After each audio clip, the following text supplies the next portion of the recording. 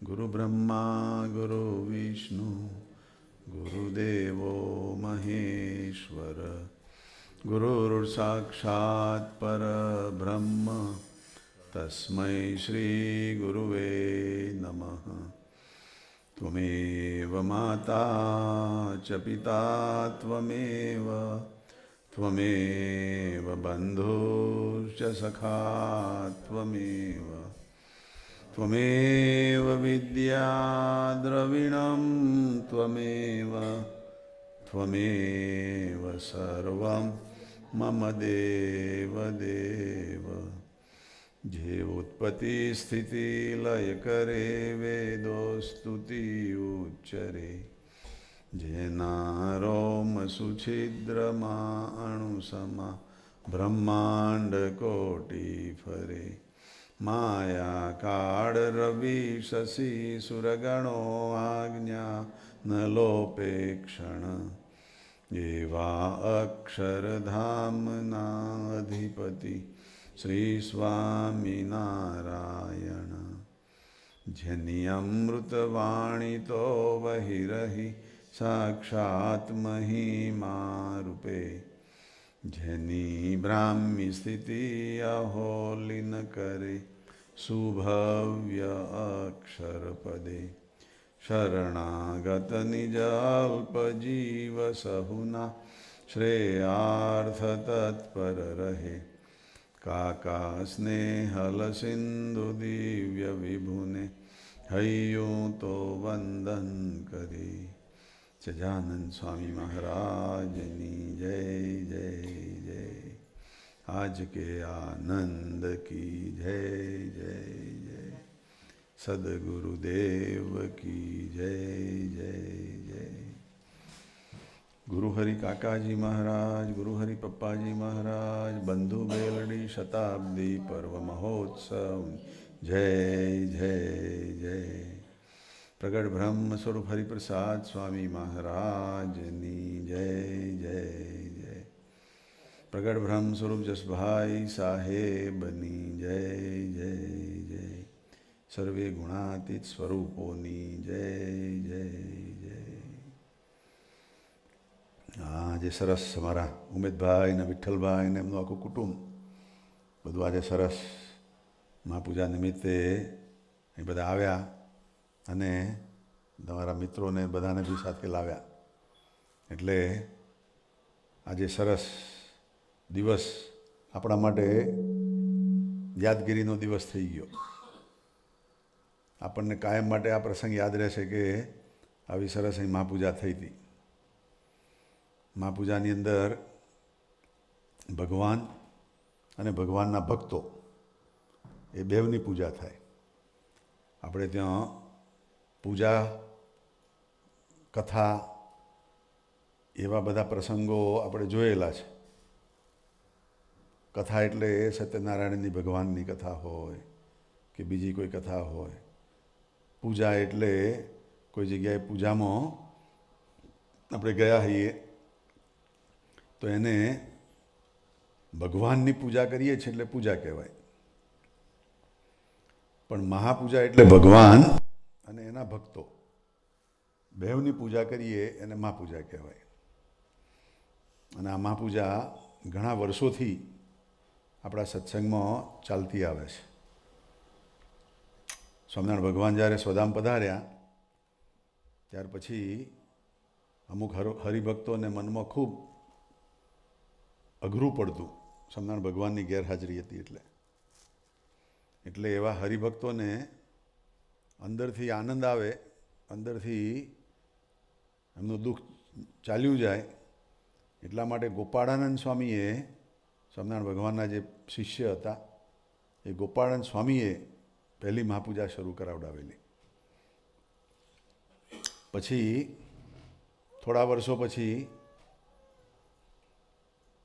ગુણાતીતાનંદ સ્વામીએ ભક્તે સહિત ભગવાનની મહાપૂજાઓ ચલો કરાવડાવી.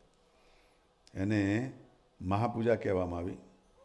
અને ત્યારથી પછી આપણા સત્સંગની અંદર આ મહાપૂજાઓ ચાલે છે. યોગીજી મહારાજ બી ગોંડલમાં ખૂબ મહાપૂજાઓ કરાવતા. ગોંડલ મંદિરની અંદર દરેકની મહાપૂજાઓ નોંધાવે. તે વખતે એવો એક સામાન્ય ચીલો હતો કે તમે ₹100 આપો એટલે એક મહાપૂજા કરે. એટલે તમારે ત્યાં હાજરી હોય કે ના હોય, પણ તમે 100 મહાપૂજાઓ કરાવડાવવી હોય તો ₹125 આપવાના, એટલે 100 મહાપૂજાઓ કરે. દરરોજ એક મહાપૂજા થાય એવી લગભગ 4 મહિના સુધી મહાપૂજાઓ થાય. કોઈ વધારે બી કરાવડાવે અને મહાપૂજાના ફળરૂપે એમના કુટુંબીજનોમાં બધામાં જે કંઈ પ્રોબ્લેમ હોય એ બી દૂર થઈ જાય એવો દરેકને અંદરથી વિશ્વાસ હતો. એટલે એવી મહાપૂજાઓ યોગીજી મહારાજના ટાઈમથી ખૂબ થતી. યોગીજી મહારાજ દરરોજ મહાપૂજા કરતા ગોંડલ મંદિરમાં. અને તારદેવની અંદર પણ મુંબઈની અંદર કાકાજી, પપ્પાજી, બધા બહેનો ત્યાં આગળ સત્સંગની બહુ મોટી પ્રવૃત્તિ ચલાવતા હતા. 1952થી લઈને 1964ની અંદર ત્યાં આગળ કાકાજી અને પપ્પાજીને રાજી કરવા માટે બહેનોએ નક્કી કર્યું કે આપણે દરરોજ મહાપૂજા કરવી. બધા હરિભક્તોને યાદ કરી એમના માટે પ્રાર્થના કરવી. તો 8મી ઓગસ્ટનો દિવસ હતો, 8/8/64. એટલે અત્યારે બી બધા યાદ કરે 88/64. હું થોડુંક અંગ્રેજીમાં બી બોલીશ, અમારે થોડાક પહેલાં આવ્યા છે અંગ્રેજીવાળા. એટલે in Tardeo, Bombay, on the August 8, 1964, Kakaji and Pappaji, along with the divine sisters, decided to do this kind of Mahapuja every day, on a daily basis, and pray for all these devotees to remove their any personal problems, any medical problems, any financial problems, and pray for them, So they had prepared the list of devotees and recite the names of all those devotees and pray that let their problems go away. And that continued from 8/8.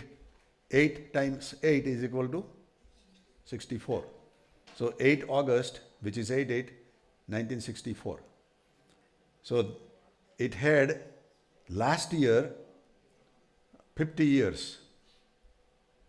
In 2014, that was 50 years, So they had celebrated on a big scale, that Mahapuja. So, but we carried out that Mahapuja this year on this Kakaji's coming centenary program to do Mahapuja at different places, So we have performed many Mahapujas out of town, and all this Mahapuja here also we are doing, our Pintu Bhai, Kiran Ben, others. We are counting that also, So, today also this is Mahapuja, that all of the family members of our Das uncle's friends, they have come, Vitthal Bhai and Umed Bhai, and their 5 children, and their sister and her children, and all those, they have come today.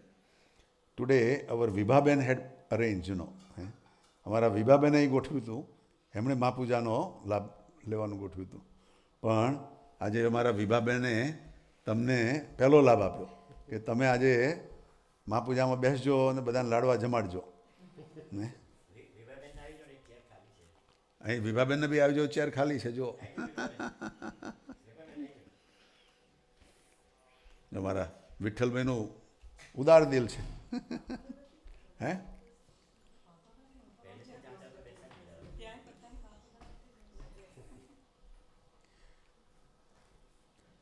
એટલે કેવું કે દર રવિવારે મહાપૂજા હોય ને તો દરેક જણ પોતપોતાની મહાપૂજા નોંધાવે.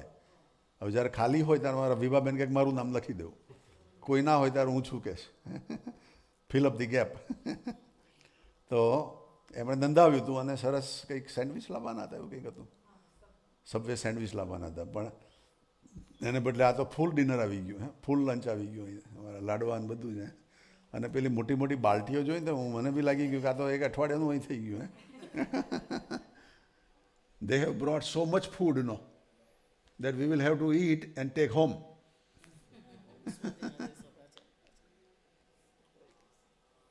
અમારા કુસુમબેન કહે છે કે આજે સાંજે સભા છે એમાં બી જમાડીશું બધાને કે Yeah. એટલે સરસ જો આજે તમે આવ્યા અને મા પૂજાની અંદર તમે બધાએ લાભ લીધો અને તમારી દીકરીનું નામ શું હે કાવ્યા કાવ્યા તને મા પૂજા ગમી તને ગમ્યું ઓકે તો મમ્મીને લઈને ફરી આવજે હો હા પૂજા કરવાની બહુ ગમે આવો આવો જય સ્વામિનારાયણ તો મહાપૂજામાં અમારી આ સભામાં અમે સ્વામીની વાતો બી થોડી વાંચીએ છીએ તો પંકજભાઈ એક સ્વામીની વાત વાંચીએ આપણે હે એવું જ કરવું છે ને પિન્ટુભાઈ ઓકે હા